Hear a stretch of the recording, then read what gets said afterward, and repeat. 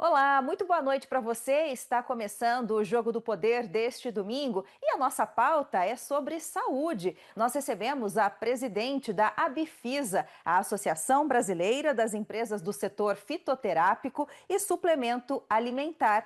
Laerte Dallagnol, seja muito bem-vinda. Boa noite, obrigada pela sua participação.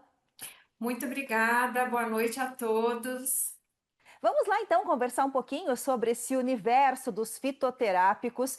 Laerte, como que funciona o medicamento fitoterápico e o que o difere do medicamento sintético, aquele tradicional que a gente compra nas farmácias? O produto fitoterápico, tem a mesma atividade farmacológica que um produto sintético, porém a origem dele é completamente distinta. Então, o produto fitoterápico, ele é composto única e exclusivamente por ingredientes ou matérias-primas de origem vegetal. Já o sintético é aquela matéria-prima que você sintetiza quimicamente em um laboratório, né? Então, a diferença é enorme no sentido da origem de cada um deles. Porém, ambos os medicamentos, tanto fitoterápico quanto sintético, atuam tratando doenças, né? Então, servem para o tratamento de doenças. As prescrições desses medicamentos fitoterápicos, elas são feitas exclusivamente por médicos ou podem ser feitas por outros profissionais da saúde também? Então, existem, como os medicamentos sintéticos, os prescritos por médicos e aqueles de venda livre, que você compra na farmácia, né, sem a necessidade da prescrição médica. Atualmente, não só médicos podem prescrever fitoterápicos, como também nutricionistas usam muito fitoterápicos para alguns tratamentos, né, característicos de pacientes que procuram esse profissional. Alguns veterinários e alguns dentistas também utilizam em seus consultórios alguns produtos de origem natural, que são os fitoterápicos. E Laerte, como que a Bifisa avalia o comportamento dos consumidores em relação aos medicamentos fitoterápicos e também aos suplementos alimentares? Houve uma mudança? Vocês realmente perceberam com a própria pandemia um avanço nas vendas das pessoas querendo se cuidar mais? Depois de toda a crise, né, sanitária que nós passamos, como é que você nos conta esse período e como que está hoje o comportamento dos consumidores? Sim, houve uma mudança. Na verdade, essa mudança já vinha acontecendo há algum tempo. Há algum tempo, a população ela busca por medicamentos, por exemplo, com menos efeitos colaterais. Não que os fitoterápicos não tenham, eles são medicamentos, eles têm efeitos colaterais, reações adversas, interações medicamentosas, contraindicações, tanto quanto os sintéticos, porém num grau muito menor. Então a população vem mudando, na verdade, uma mudança cultural, né? É uma volta à ancestralidade, né? Porque os fitoterápicos, a gente pode dizer, começou o desenvolvimento de medicamentos a partir das plantas. Né? Então, a origem da penicilina, né, veio lá de um fungo, a origem da aspirina veio de uma planta, né? Então, isso tudo, a síntese dos sintéticos, né, dos medicamentos sintéticos, eles vieram de produtos naturais. Então, é um retorno às origens, como a gente diz. E essa preocupação com o bem-estar, com a questão de ter menos efeitos colaterais, menos interações medicamentosas, é o que está levando o consumidor a buscar cada vez mais esse tipo de produto. Durante a pandemia e pós-pandemia, né, o consumo de alguns tipos de fitoterápicos aumentou muito. Durante a pandemia, a busca por produtos justamente que auxiliassem com tosse, resfriados e alguns sintomas da Covid muito característicos. E após pandemia, a busca por calmantes, né? Então a gente viu um boom na busca por calmantes de origem natural, né? A gente na fitoterapia a gente tem alguns. Então esse foi um reflexo, digamos assim, negativo da própria pandemia, que as pessoas por tanto tempo ficaram de repente enclausuradas e etc., que gerou, né, alguma ansiedade, etc. Mas é muito positivo se a gente olhar para o lado da fitoterapia, né? Porque veio essa busca. Eu quero alguma coisa não tão forte, mas eu preciso, né? Eu preciso de alguma coisa. Então, esses medicamentos calmantes realmente no pós-pandemia, assim, houve um aumento bem significativo do consumo. Olha que relato interessante. A Uhum. Abifisa, Laerte, é uma associação com 25 anos de história. Como você trouxe agora há pouco para nós, tem essa questão da barreira cultural. E aí eu gostaria de saber qual que é o trabalho que a associação faz justamente para informar, para orientar os consumidores sobre o uso correto desse tipo de medicamento. Então, nós temos várias ações, né? Então, desde divulgação do uso racional desses produtos, então, através de vídeos, de publicações nas mídias sociais, de publicações em algumas revistas científicas, é, através de palestras, né? Então, existe isso. Também outras ações, cursos voltados para prescritores, né? Então, informar os prescritores como prescreverem de maneira correta o fitoterápico. Isso beneficia o consumidor final, obviamente, né? Se o medicamento ele é bem prescrito, o consumidor final tem aí um medicamento seguro e eficaz, né? Então, são várias ações. A gente trabalha também muito no sentido de alertar a população. Estamos começando agora um projeto bem interessante que é o Protege Fito, porque infelizmente existe muita adulteração e produtos irregulares. Isso independe do mercado, infelizmente, né? A gente não é uma característica única e exclusiva dos fitoterápicos, né? Mas existe no mercado os chamados produtos naturais que emagrecem, que são anti-inflamatórios fantásticos, que tiram a dor, que fazem a pessoa perder peso e se dizem fitoterápicos, porém eles não são.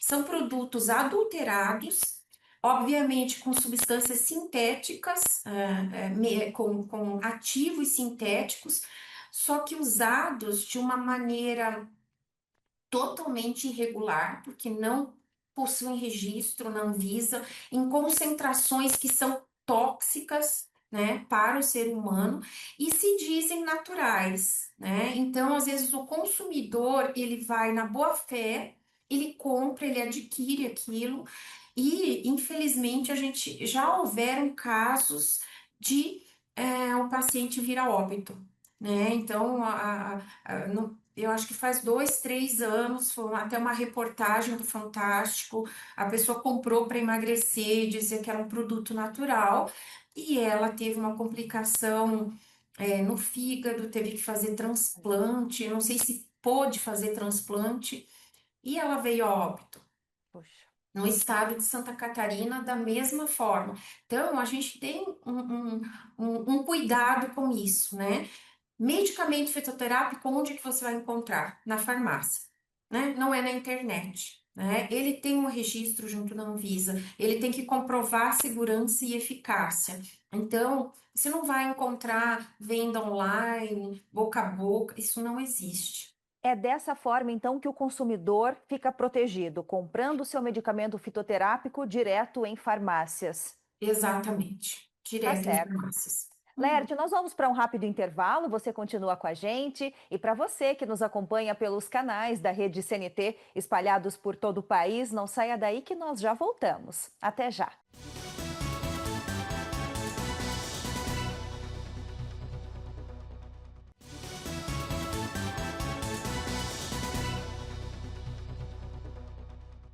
Estamos de volta com o Jogo do Poder e hoje nós conversamos sobre saúde, sobre os fitoterápicos com a presidente da Abifisa, Laerte Dallagnol. Regulamentação e legislação, Laerte, quais são os maiores desafios enfrentados hoje pelas empresas associadas em termos regulatórios e também mercadológicos? Então, são dois desafios distintos, né? A regulamentação e os desafios mercadológicos. Com relação à regulamentação, nós estamos hoje num momento bem singular, onde a nossa legislação está em fase de mudança. Então, até durante a comemoração dos 25 anos, da Bifisa, que foi dia 1º de agosto, nós estávamos, junto com convidados da Anvisa, discutindo a nova regulamentação. Então, assim, quais são os principais desafios? Na nossa cultura, o fitoterápico ele ainda é muito visto como um sintético. Ele é visto, ele é analisado e é avaliado pela Anvisa como um sintético, porém ele não é um sintético. O fitoterápico ele tem uma complexidade química muito grande. Então, um sintético, você tem uma aspirina, um ácido acetil salicílico, né? É um composto. Por exemplo, no fitoterápico, numa única cápsula, um único comprimido, nós temos milhares, né? Milhares de compostos químicos. E um grande desafio regulatório era esse, que a gente tinha que quantificar uma daquelas substâncias para que representasse o todo. Exatamente como é no sintético, né? Eu vou lá e quantifico o ácido acetil salicílico e eu digo, tem 500 miligramas. E aí você tem é, é, a legislação, ela tem uma regulamentação, né, bem criteriosa para isso. Então, quando você olha o fitoterápico como um sintético, fica muito complicado. Por quê? Porque na maioria das vezes a atividade farmacológica, aquela que justamente vai tratar uma doença ou uma situação, é aquele conjunto de compostos químicos que estão ali, e não um único, né? Então, esse, acredito eu, que foi uma das grandes barreiras até o presente momento, né? Então, o novo marco regulatório, que agora, né, a gente está conversando sobre ele, ele vai olhar esse fitoterápico dentro da sua complexidade fitoquímica, tanto que a gente chama complexo fitoquímico, né? É um complexo de compostos. Então, ele vai respeitar isso, né? Com relação ao mercado, eu diria que os maiores desafios estão justamente no baixo índice de prescrição por parte da classe médica, né? Ao contrário de outros países, como por exemplo a Europa, onde a prescrição médica ela é cultural, né? Na universidade você aprende a prescrever, o médico estuda fitoterápico e ele usa no seu dia a dia, até às vezes no sentido de evitar um sintético, né? Como às vezes um pré-tratamento, não, antes eu vou para um, né? Menos agressivo nesse sentido e vou tratar. Então, muitos entraves acontecem nisso. Às vezes a indústria investe muito em pesquisa e desenvolvimento e depois o mercado não dá o retorno. Obviamente que esse não é o único problema, né? Ainda existe, culturalmente, a gente busca mais pelo sintético, né? A gente acredita mais, a gente acha que ainda o fitoterápico ainda é algo experimental e não é, né? O fitoterápico, aquele que está lá na farmácia, aprovado pela Anvisa, ele teve que comprovar segurança e eficácia tal e qual um sintético. E a gente ainda tem é, esse desvio de entendimento, né? Então, Por acredito isso, que seja esses os grandes entraves ainda. e acho que também aí vale reforçar a questão dessa importância dessas campanhas de orientação, né, que começa até com uma base educacional, né, Laerte, para que as Exato. pessoas tenham mais acesso a mais informações, para que consumam mais também. Laerte, eu gostaria de saber quantas empresas associadas vocês têm hoje na Abifisa e como que acontece esse processo de registro junto à Anvisa? A gente sabe da credibilidade, da seriedade da Anvisa. Como que é esse processo como um todo? Então, a Bifisa hoje tem 40 associados, 40 empresas associadas, né? É uma associação não só da indústria de fitoterápicos, né? Mas ela abrange associados da cadeia como um todo, desde aquele que processa a matéria-prima, produz o insumo, até aquele que produz o medicamento e disponibiliza lá na farmácia. Então, é um grupo bem, digamos assim, diverso de empresas. O registro junto à Anvisa é complexo, não é muito fácil, né? Em alguns tipos de registros, eles são mais complexos do que os próprios medicamentos sintéticos, né? E assim, eles têm exatamente os mesmos passos, só maneiras distintas de você comprovar segurança e eficácia e de fazer o controle de qualidade.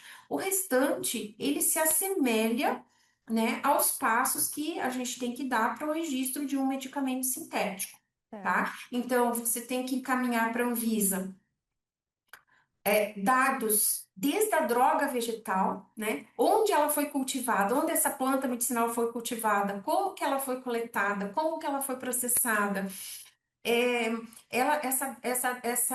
esse insumo tem que estar livre de agrotóxicos, de metais pesados, de micotoxinas. Então, são todas análises, né? Controles que a indústria tem que ter, né? Diferente de um sintético que é feito em laboratório, né? O nosso produto, o nosso laboratório é o meio ambiente, Vem da né? Então, natureza. obviamente, ele está a planta medicinal ela está exposta, mais chuva, menos chuva, metais pesados, contaminações, e tudo isso a gente tem que mostrar para a Anvisa que esse produto está livre. Você tem que mandar um dossiê de controle de qualidade e um dossiê, que é o mais importante, que é o que comprova a segurança e a eficácia desses medicamentos. Temos duas formas de comprovação de segurança e eficácia para os produtos fitoterápicos. Uma delas é muito semelhante aos produtos sintéticos, que é você realizar estudos não clínicos e clínicos. Os não clínicos você comprova a segurança, né? E os clínicos é aqueles estudos que são feitos em humanos, né? Para você comprovar a eficácia desses produtos. Então, essa é uma maneira. Então, a indústria pode investir nesses estudos e registrar um medicamento fitoterápico apresentando esses estudos para avaliação da Anvisa. E a outra maneira é através do uso tradicional desses medicamentos. Essa é uma prática muito utilizada, por exemplo, na Europa, onde esse produto ele já é utilizado há mais de 30 anos. Então, no Brasil também. Se a gente comprovar que esse produto é utilizado por mais de 30 anos, eu posso registrá-lo, né, comprovando que ele é seguro e eficaz pelo tempo de uso, pela sua tradicionalidade. Então, ele vai ser um medicamento tradicional fitoterápico. Então, são as duas formas de você comprovar a segurança e eficácia desses produtos e obter o registro. Muito bom, Laerte. Nós vamos para mais um rápido intervalo. Para você que nos acompanha, não saia do Jogo do Poder, que nós já voltamos. Até já!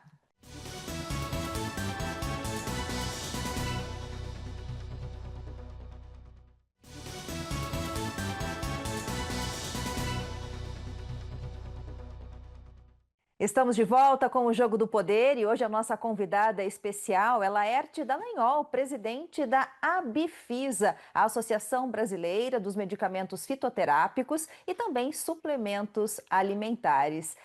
Laerte, agora falando um pouquinho sobre inovação, pesquisa e desenvolvimento, a Abifisa tem fomentado parcerias entre os seus associados e universidades, por exemplo, e centros de pesquisa? Sim, sempre buscamos, né, a associação da Bifisa com centros de pesquisa no sentido de estimular a inovação, né? No momento, por exemplo, nós estamos buscando parcerias com universidades, no sentido de realizarmos estudos complementares para uma espécie que, inclusive, ela é muito característica aqui da nossa região, estado do Paraná, Santa Catarina e Rio Grande do Sul, que é o guaco, né?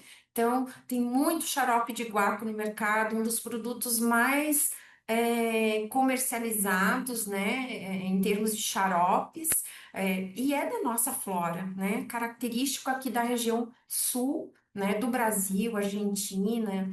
E, então, é necessário para uma dessas espécies, né, que dá origem a esse xarope de guaco, uma comprovação científica mais apurada, né? Então, somente uma das espécies. A que está no mercado está ok, mas é possível fabricá-lo com mais de uma espécie. Então, a gente busca universidades e centros de pesquisa onde os nossos associados possam, por exemplo, fazer um consórcio entre os associados, porque um estudo, né, de pesquisa como esse tem um valor bem significativo, né? Então, a gente busca nesse sentido, que, de repente, os associados possam fazer um consórcio entre eles e pagarem por esses estudos, né, de uma maneira mais leve, falando economicamente, né? Muito bem. E Laerte, o Brasil tem potencial para a produção de mais fitoterápicos? Qual que seria o tamanho desse potencial, levando em conta que hoje nós temos a maior biodiversidade do planeta? Então, eu diria para você que a gente tem tudo, né, para ser, eu acho que uma referência mundial na produção de fitoterápicos, né, de produtos de origem com a nossa biodiversidade. Mas nós temos grandes desafios, pela frente, né? Conforme eu já mencionei anteriormente, um estudo, né, para você desenvolver um novo medicamento, ele tem um custo muito elevado, né, aqui no Brasil. Não que você não possa realizá-lo fora do país e fomentar, né? Mas assim, eu acho que o contexto como um todo, né, a gente pode citar alguns desafios. Como produzir, né, um medicamento de origem natural de forma sustentável. Então, a gente tem que ter o domínio do cultivo. Então, começa com as habilidades agronômicas, os estudos agronômicos, né? Porque você não pode, digamos, coletar uma planta de maneira indiscriminada e produzir esse medicamento, porque um dia ela entra em extinção, né? Então, nós temos o desafio da sustentabilidade. O outro é o desafio realmente da pesquisa e inovação, né? O quanto as empresas estão interessadas ou podem investir, né? É, falando economicamente, né? Então temos esse desafio grande pela frente, e aí eu acredito que políticas governamentais que estimulem isso são fundamentais, né? Então a gente precisa ter isso muito, de uma maneira muito clara e acessível para as empresas, né? E também aquilo que eu já comentei com você, né, no bloco anterior, a prescrição, né? Então, um dos desafios que a gente tem também para que isso estimule, porque veja, todo investimento que você faz na cadeia, desde um cultivo sustentável, que isso pode levar anos para você conseguir desenvolver, mais alguns anos para você comprovar segurança e eficácia, e depois esse medicamento não ser prescrito. Né? Então, temos também isso. Hoje, a gente não tem uma universidade, por exemplo, que tenha de medicina, né? É, que tenha uma cadeira, uma disciplina que trate, né, Voltada. a fitoterapia. Então, esse é um desafio também muito grande. E, Laerte, agora indo um pouquinho para o lado da questão da suplementação alimentar, o que que garante a eficácia e a originalidade de um produto lá para o consumidor final? Porque não necessariamente a suplementação é comprada em farmácia, né? Como o Uhum. fitoterápico, que aí é uma outra história. Então, como saber se eu estou comprando um suplemento alimentar de boa origem, correto e que vai fazer realmente um bom resultado? Não sei se é uma pergunta fácil de ser respondida, mas eu vou tentar, Tá né? bem. Então, assim, diferente do medicamento fitoterápico, o suplemento não é um medicamento, né? Então, as regras de produção, controle, são bem distintas, né? Então, assim, o suplemento, hoje, a Anvisa justamente está modificando a legislação e tornando ela um pouquinho mais rígida em termos de controles de qualidade, em termos de estudo de estabilidade, né? Hoje, setembro agora é o momento onde as indústrias de suplementos alimentares deverão é, notificar esses produtos junto à Anvisa. Então, eles vão ter um número de notificação, e isso a gente tem que observar no rótulo do produto, né? Quando Certo. você compra, porque se você compra na internet, né? Ou nas farmácias, produto de casas de produtos naturais e suplementos, né? Mas olhar isso, porque eles vão ter um número que vem lá da Anvisa, dizendo eu notifiquei esse produto junto à Anvisa. Então, isso é sempre muito importante, até mesmo para um medicamento, né? Ele tem aquele número específico de que ele foi registrado junto à Anvisa. E essas empresas, agora em setembro, elas têm que notificar esses produtos e comprovar. Ah, você está me dizendo que ele dura 2 anos, que a validade são 2 anos. Então, agora você vai ter que provar, né? Então, isso é uma ação da Anvisa, do órgão regulador, no sentido de que o consumidor tem uma garantia maior. Ótimo. Muito bem. Então, eu tenho uma vitamina C. Será que ela permanece naquela miligramagem por 2 anos, como eu estou dizendo? Então, igual aos medicamentos, agora os suplementos também terão que fazer essa comprovação. E isso é algo bem interessante, né, sob o ponto de vista de quem vai consumir. É uma E garantia para o sempre consumidor. procurar empresas idôneas, né?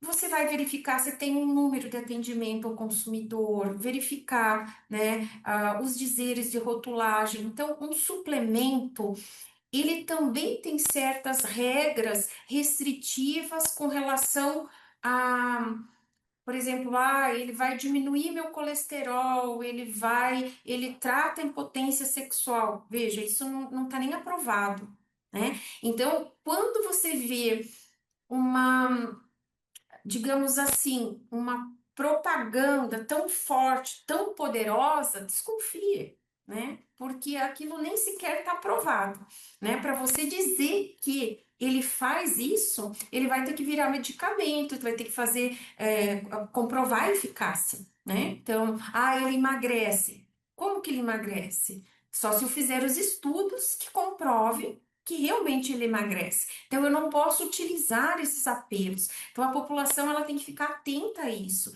que quando tem apelos muito fortes, né, ou trata mil e uma doença ao mesmo tempo, é algo que não é Tá normal. errado. E eu acho que o próprio consumidor também acaba sendo um fiscalizador também, até pela rápido acesso que tem a tantas informações, né? Então eu acho que acaba sendo um facilitador aí. A gente tem essa condição hoje de pesquisar, né? E avaliar aquilo que realmente é bom e vai nos fazer bem. Laerte, nós vamos para o nosso último intervalo e para você que nos acompanha, não saia da Rede CNT que nós já voltamos com o Jogo do Poder de hoje. Até já!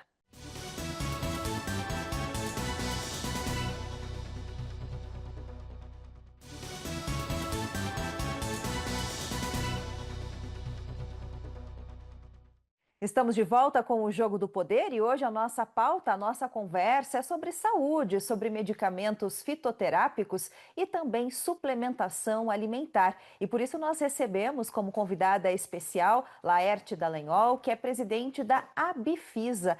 Laerte, a exploração de plantas medicinais no Brasil é considerada sustentável hoje?